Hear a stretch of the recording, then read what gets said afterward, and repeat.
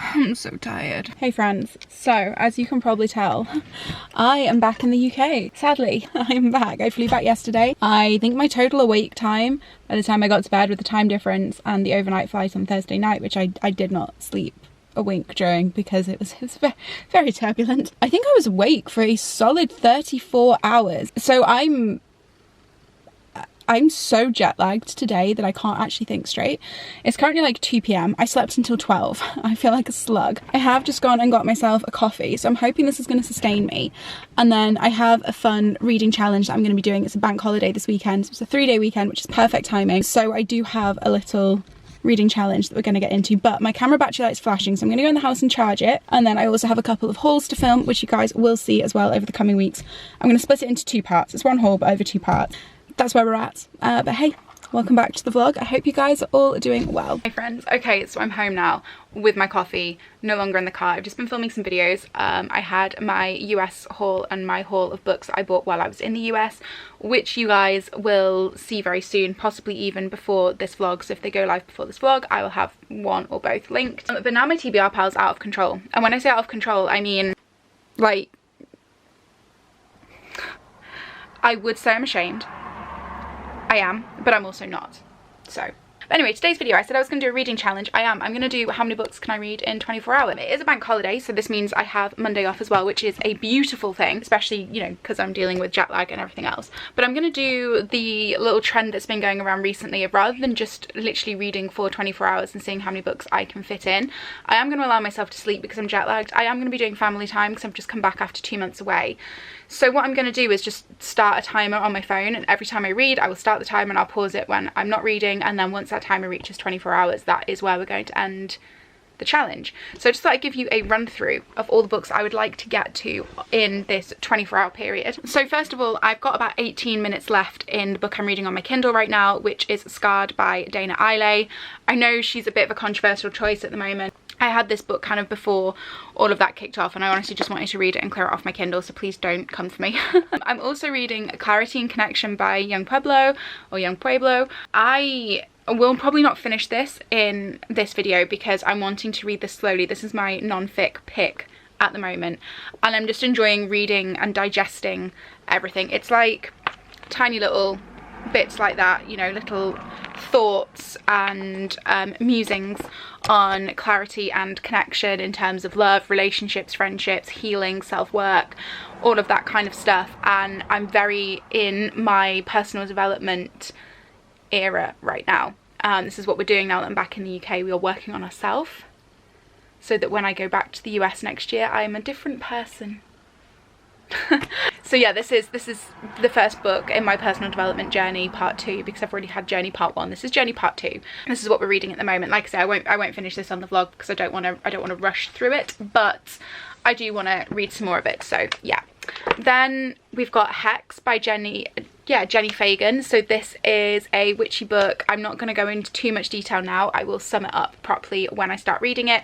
But essentially it's set in 1590s in Scotland. You have a woman who's been arrested for witchcraft, and she has a visitor from the future who's talking to her about how women are still kind of persecuted and don't have the freedoms to kind of be ourselves and truly kind of embrace everything that being a woman is. So I think that's going to be very interesting in terms, especially at the moment, with like the general political landscape, but also the Roe v. Wade absolute fiasco in the state. I think that's just going to be interesting.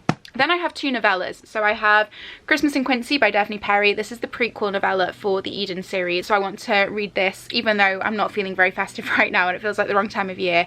I do want to read this. And I also have Origins of an Academy Bully, which is the Zodiac Academy prequel novella as well, which I want to read. Again, very short. So these 2. I mean, the Hex is very short as well, so these 3 I should definitely be able to read within the 24 hours.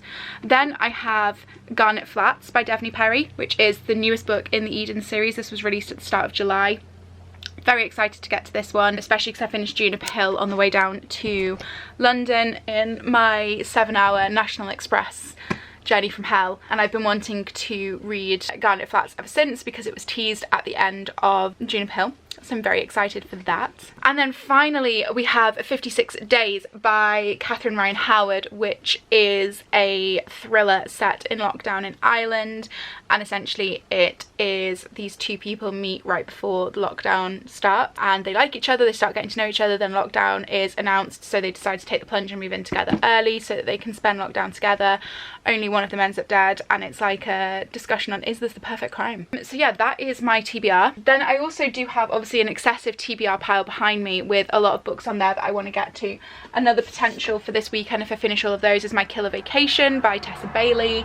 I also have the third Ruthless Boys of the Zodiac book on my Kindle that I want to get to so that I can go back into Zodiac Academy, which I'm really missing, but I'm sticking to my reading order plans. So there's that. I have so many books now that I'm really excited to get to, but yeah, this is the 6 that I'm starting with, and if I by some miracle read more than that this weekend, we will pick and choose. I'm going to be doing some other reading challenges coming up as well that I'm excited for. It's this very challenge heavy few weeks coming up on my channel, so yeah, it's exciting. Anyway, I'm gonna stop rambling, I'm gonna start reading. Bye.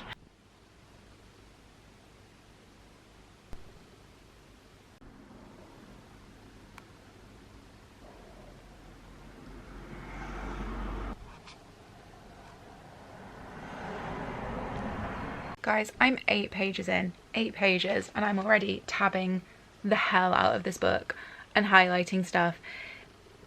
It's just wow. Some of the quotes, like, a woman's voice is a hex. She must learn to exalt men always. If she doesn't do that, then she is a threat, a demon, whore, a witch. So says everyone in the law. Like, there's so many things that are still so fucking true. Just wow. Hey friends. Ooh, I'm out of focus. So I'm in bed. I have a feeling that jet lag is just going to keep me awake for ages tonight, because I've felt like tired off and on all day, and then now that it's like 8:30 and I've eaten dinner and it's time to wind down, I feel like it's midday. So love that for me. I'm like, I don't know, a quarter of the way through Hex. It's only a short little book. I think it's like 100 and something, maybe 200 and something pages. 101 pages, so very, very short. Oh my gosh, I genuinely think this is going to make me cry. It's so powerfully written. Like, all the discussions of femininity and how women have been persecuted for so many hundreds of years, and how even down to things like having to watch our backs when we walk around outside at night, and, you know, not being able to safely go out after dark still, and how women in certain cultures are still persecuted for, you know, even stupid things like using certain herbs to, you know, for healing and all this kind of stuff. Like, it just hits really, really, really close to home. And there was this huge discussion as well, this huge like monologue about how men feel threatened by women because we give birth, and like, our, you know, behind every man is the woman that birthed him. And all of this kind of, just very, very interesting discussions, and it's so powerful. And I also didn't realise, I just did a bit of Googling because they mentioned an instrument, and I didn't know if it was like an actual old instrument or a torture instrument. So I did a bit of Googling, and I've discovered that the witch that's depicted in this, Gellis Duncan, was an actual witch who was put to death in Edinburgh. And a lot of the things that they've discussed so far in the book, were actual historical events. So that's just adding like a layer to it that I just, again, like, adds to just how powerful it is. This book is just, it's incredible. I'm so glad this is the first book I've chosen to read since coming back, because this is just a wonderful experience. And I'm only 44 minutes into into the challenge, so I'm just going to carry on reading. I definitely will finish this tonight, like 100%, and then I might get started with one of my novellas as well this evening before I go to sleep. But just wow. Just, yeah, if you like fantasy or even literary fiction, because I feel like fans of literary fiction and contemporary fiction would still enjoy this. Like, obviously it's not a fun happy tale, but it's not like high fantasy or anything, so I think it's definitely accessible to non-fantasy readers. You need to read this, guys. It's so good. Hey friends, okay, so we're like 2 hours and 20 minutes just about in, and I have just finished Hex by Jenny Fagan. Oh my god, that was just an actual masterpiece. I didn't cry. I thought it may make me cry because it was, oh wow, that's really dark. I thought it may make me cry because it was emotional, but it didn't make me cry. It honestly just made me angry, and it made me feel very intensely, and I think that was obviously what the author had intended. So the story of the witch Gellis Duncan is true, and I read at the back of the book that this is part of a series of Scottish tales by this particular publisher, and they get Scottish authors to basically put a contemporary spin on moments of historical significance and cast like a modern light on them to, I guess, bring them to a new audience, with the idea of a lot of them are like quite dark and quite poignant, and this one obviously being one of those. It's just the discussions around women and femininity and what it is to be a woman and how it is to be a woman, especially right now as well with everything going on with Roe v. Wade, just felt very significant again. I felt the author's anger in a lot of the words, and I don't mean that it was too emotional in the sense that it overtook kind of the story, but I felt the frustration, and I felt the author putting her own feelings and experiences into some of the monologues in this. And the shocking thing is that they still work for a story that is being told in 1591. How have we not progressed as a society so that we're not feeling that way any longer? That it just, I don't know, it was just very, very relatable. And while I think this was an incredible portrayal of the story, I think as well it was partly still a commentary on how things still are. It just, I don't know, while I was reading I was trying to think about how I wanted to portray my thoughts, and now that I'm speaking I'm feeling like I'm not doing a very good job of it. I just have a lot of feelings. I have a lot of feelings. Like this was, it was so good. There was just so many parallels between then and now, and so many powerful depictions of womanhood, and some beautiful quotes. I've highlighted so much. I've tabbed this book to death. I don't know if you can see, so many tabs. So I'm thinking what I would like to do if I do actually get around to doing this is probably go through and do a proper Goodreads review and type up some of my thoughts and include some of those quotes. So if I do that, I will link to my, well, my Goodreads is linked in the description anyway, but if I do that I'll try and remember to link the Goodreads in one of the cards for you, because yeah, my thoughts aren't so coherent right now, but it's honestly, it's just blown my mind. It's truly blown my mind, and it's annoying me that I can't speak as coherently as I'd like to. One of my favourite reviews I've ever done, one of my favourite videos I've ever put out, is my review for the Southern Book Club's Guide to Slaying Vampires, because when I read that I made a lot of notes while I was reading, and I think that review is the best one I've done because I think I was able to really communicate the points that I was trying to make and my thought processes while reading the book. And I get frustrated with myself sometimes when I'm trying to review books on video, because I feel like I'm not putting all my thoughts across, or I'm not perhaps kind of intelligently talking about these books, aside from being like, oh my god, yeah, I enjoyed it. And obviously with some books, like, you know, a lot of contemporary romances, there's no need to say more than, oh yeah, I enjoyed it, I liked XYZ. But with some books, like with Hex, there's so much more to it, there's so much depth, there's so much nuance, the characters are incredible, you feel so deeply, and it annoys me when I can't verbalize what I'm feeling. So yeah, anyway, well, what a book to start this challenge with, what a book to come back to. I will be telling all of my friends to read this, and I'm telling every single one of you guys to pick this up, because just wow. Wow. I need to go and process. I think I'm just gonna go and watch YouTube for a minute or something. I don't think I want to read anything else quite yet. I can't believe I'm only 2 hours into this challenge as well. Okay guys, this is gonna be my last update tonight because I'm getting kind of tired, so I think I'm gonna go to sleep soon. But before I do, I've decided I'm gonna start 56 Days Next by Catherine Ryan Howard. So the blurb of this reads, or the synopsis, sorry, reads, no one even knew they were together, now one of them is dead. 56 days ago, Kira and Oliver meet in a supermarket queue in Dublin and start dating the same week COVID-19 reaches Irish shores. 35 days ago, when lockdown threatens to keep them apart, Oliver suggests they move in together. Kira sees a unique opportunity for a relationship to flourish without the scrutiny of family and friends. Oliver sees a chance to hide who and what he really is. Today, Detectives arrive at Oliver's apartment to discover a decomposing body inside. Can they determine what really happened, or has lockdown created an opportunity for somebody to commit the perfect crime? So yeah, I'm going to start that this evening, and I will give you guys an update tomorrow with how I'm finding it and how many hours and stuff I read.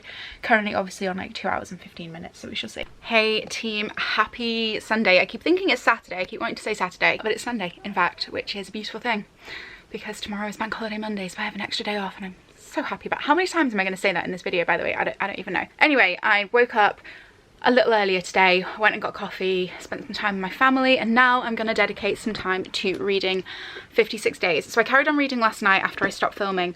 I think I got to just shy of 4 hours. I got to about a third of the way through 56 Days. I'm kind of really enjoying it. I didn't know what to think because I saw Destiny Sidwell say that she didn't like it on her recent 24-hour reading vlog, and I was a bit like, oh, like, I was kind of looking forward to that. But I'm really enjoying it. I'm finding it quite fast paced. I've not read a thriller in a while, so I think that's kind of why it's just a refreshing change for me. So yeah, I'm going to carry on with that now. I have absolutely no idea where it's going to go, how it's going to get to the point where someone dies. I really like the fact that it's like 3 different points of view. So you've got present day from the police, and then you've got like 56 days ago from her perspective and from his perspective, and then you've also got like that dual timeline thing as well, which is just, I love it. I think it's really good. So yeah, I'm gonna carry it on. I got to 4 hours and 15 minutes last night, so we're gonna start the stopwatch from there. One thing I will say is this has made me realise just how long 24 hours actually is.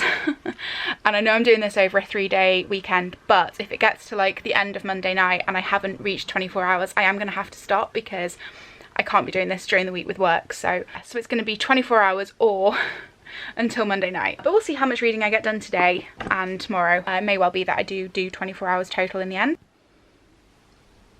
So I'm finding this quite interesting because at the start of this book you very much think that Oliver is the problem. And obviously the way the authors set it up is to make you think that Oliver is the problem. But I've just read the start of this next chapter, and all of a sudden there's definitely something weird going on with Kira. So now I'm really intrigued because, yeah, like there's another thing that obviously is also making me curious, but I don't want to say it because it is a spoiler. I think. So yeah, this is interesting. Very, very, very intrigued. I'm very keen to find out more. I'm hoping I'm going to finish this today. I think I might do actually, as long as I don't stop too often to do too many updates. I think I should finish this today. This is still the same day, by the way, I just got changed, but there's a plot twist, and I'm not going to say that I expected it. I'm not going to say that I predicted it, but I certainly wondered at length about it, and it appears that maybe I was right. God, I love being right. But that, I'm not shocked, but I'm also not shocked, if that makes sense. I'm just a little like, oh my gosh, okay. Okay, interesting. This author's done a very good job of weaving the story, let's say. I'm very impressed. Also, I think we're at like hour 6.5 now. Hang on, let's have a look. Yeah, 6:24. I really don't think I'm going to make it to 24 hours, you know, you guys, because like I'm whizzing through these books and I only have tomorrow left to go, and I need to edit a video today. I really need to start unpacking. I'd like to do a bit of writing later. So much stuff to do, so little time. Okay guys, we are just short of 8 hours into this challenge and I have finished book number 2 of my full books, but book number 3 of everything that I have featured on this video so far. This I'm going to give a solid 3.75 out of 5, I think. Like, it was good, it just wasn't the best thriller I've ever read, and I'm definitely getting a lot more picky with how I'm rating my books, and particularly with what I'm giving 5 stars. But yeah, I really enjoyed this. This was just super fast paced, really interesting. I didn't guess any of the twists. Well, I partially guessed one of them, but I didn't really guess it properly, as I soon discovered. So yeah, I hardly guessed any of the twists, definitely didn't guess how it was going to end, and I really enjoyed it. So yeah, I'm going to be giving this one to my mum to read because I think she will like it. And I think next I'm going to move on to the Zodiac Academy novella because it has been a while since I've been in this universe. But I am actually going to go and run myself a bath, so I think I'm going to probably read this in the bath with a little vodka and coke maybe, because it's only like probably going to be about 50 pages. I don't even think that, so it's going to be a very quick read. And then later on this evening, I think I'll probably then start Christmas in Quincy before I read Garnet Flats, because I feel like I need to probably tick that one off the list. But yeah, 3 books in. We're doing well. We're doing very, very well, in fact. And I'm excited to keep going with this challenge. Hi friends, it is somewhat later, obviously, because I am sat in the dark. What have I been doing? I finished the Zodiac Academy novella. I gave it 3 stars. It was fine. It was never going to be more than 3 stars because it was just like a 50-60 page novella, but it was just kind of the background of a situation that we learn about in the Zodiac Academy series. So I am glad that I read it and further understood that situation. I do feel like, because technically this is Zodiac Academy 0.5, however, in the reading order that I looked at online, everyone said that really this should be read after maybe like the 2nd Zodiac Academy book, because the world building just obviously isn't there in a little novella. So if this is the first thing you pick up, you're going to be like, wait, what? Like, I don't understand. I read it after the 4th one, so I feel like I perhaps would have got more enjoyment out of this reading it earlier, because it would have been something that I would have had no idea about, and then when the situation comes to light, which actually happens in the 4th book, I would have had like the little pre-knowledge of it. But anyway, yeah, I'm still enjoyed it though. It was a good time. Now I'm reading Christmas in Quincy, which is of course making me feel all of the Hallmark Christmas vibes and has me romanticizing in my head this idea of me and my future husband having some white Christmas in a cabin somewhere wearing like flannel pajamas. So we love that for me. I also have my autumn candles lit right now. I know we're still in August, but honestly now that I'm back in England, I'm just like, I'm in full autumnal mode. I am determined to like romanticize the hell out of every single day between now and the end of this year. So I have my autumnal candles lit, and next weekend I think I might take myself on a trip into town. I have a few appointments to book anyway, but I really want to go to TK Maxx and start raiding their autumnal candle selection and their Christmas candle selection. And I'm ready to embrace autumn. I'm ready to rewatch Vampire Diaries. I'm ready to rewatch Gilmore Girls. I'm ready for the cozy vibes. So anyway, this is just really like hitting me where my energy is right now. I'm like 25 pages in. Oh no, I'm 30 pages in. It's only 130 pages. It's just very cute, very wholesome. So I definitely think I'll finish this tonight, and then I'll be probably about 11 hours into the challenge, I think. I'm definitely not going to read for 24 hours, guys. I vastly underestimated how long 24 hours actually is, because on a normal 24-hour readathon, obviously you read as much as you can during the day, but ultimately at the end of that 24 hours, you know, that's it, you're done, and you do have to do other things during that 24-hour period. You know, you're not reading literally from, I don't know, midnight to midnight. You know, you do have other things going on, whereas this is me literally trying to read 24 hours, and I'm like, okay, this is quite a few days of reading unless you have absolutely nothing else going on. Now, I'm not really doing much else this weekend, but I have been very jet lagged, so obviously I've been sleeping more than I usually do, and also I really need to unpack tomorrow. I haven't unpacked anything, so tomorrow I do need to set aside some time to unpack, tidy my desk, get myself ready for the working week. I need to post a parcel back to ASOS. I'm gonna go and get myself a coffee when I do that, because that is my routine at the weekends. And then yeah, tomorrow really needs to be like a sorting day and a bit of a reset day as well, which is another reason why I'm definitely not going to get 24 hours in, but I've done pretty well. I mean, so far this is book number 4. Oh my god, yeah, this is book number 4, and I finished a 5th book as well. So I mean, realistically, I've done 4 and a bit books this weekend, maybe even 5. I mean, there's no reason why I can't read all of Garnet Flats tomorrow. It's just I need to prioritise other things as well. I also really need to get my new alarm clock set up, because I really want to take advantage of that on Tuesday morning.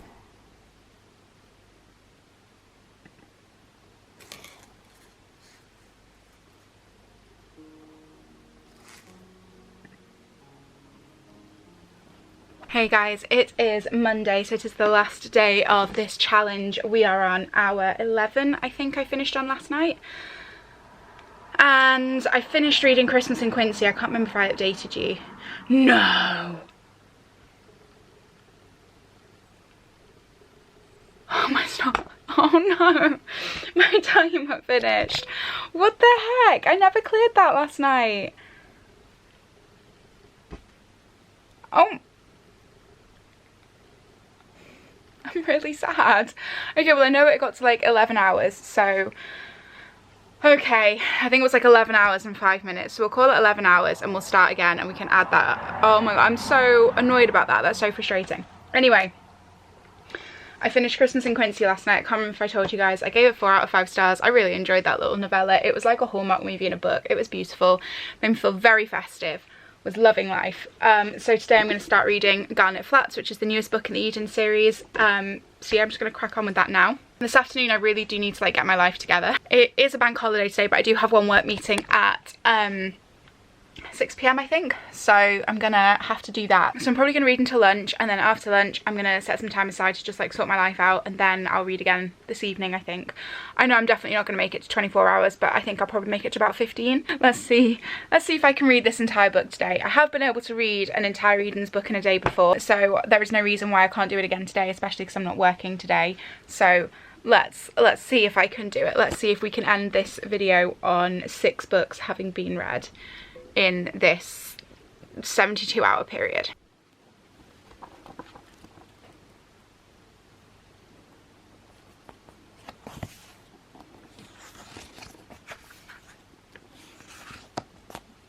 Hey friends, okay, so it is a Monday evening now. I just got off my work call and I'm gonna have dinner shortly, but I thought I'd end the video here because I know I'm not gonna get much more reading done tonight. I managed to make it to almost 12 hours.